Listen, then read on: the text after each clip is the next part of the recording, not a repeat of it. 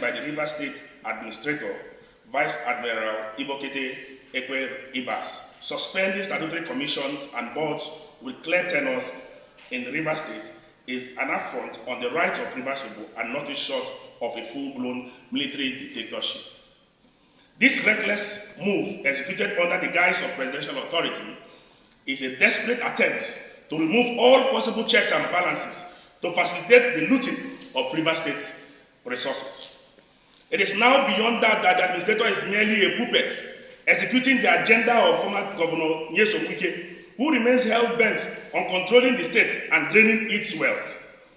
By suspending the secretary to the state government, the chief of staff, commissioners, board members, special advisors, the administrator has effectively crippled the state's democratic governance, leaving River State at the mercy of a hand-picked loyalist willing to do Wike's bidding.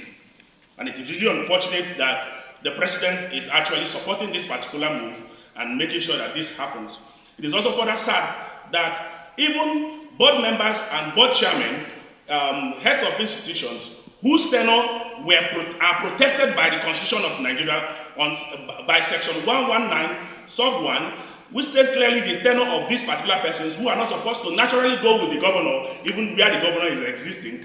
The sole administrator has unilaterally decided that they must leave. And that is really sad and unfortunate, because we know that the Constitution of Nigeria is not suspended when a state of emergency is declared, even though we believe that the declaration of a state of emergency in River State is illegal and it's really unfortunate.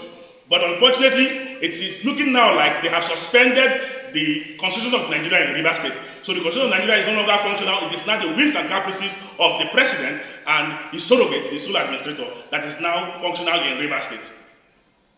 This action has grave security implications by creating disaffection and sidelining legitimate government officials.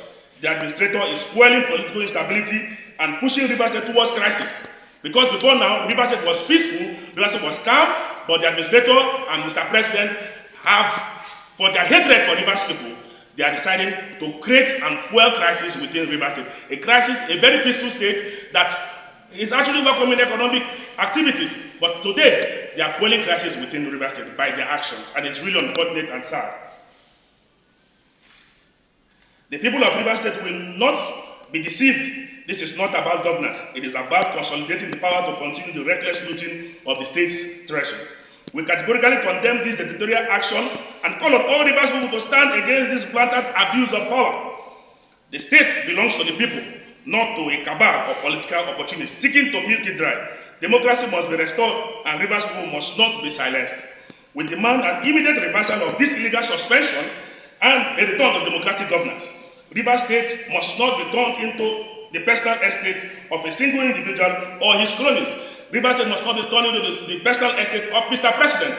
We know what is happening in Lagos State, how he has controlled Lagos State. He cannot do the same thing in Rivers State. This is a democratic setting and we are not in a military administration. We are also aware that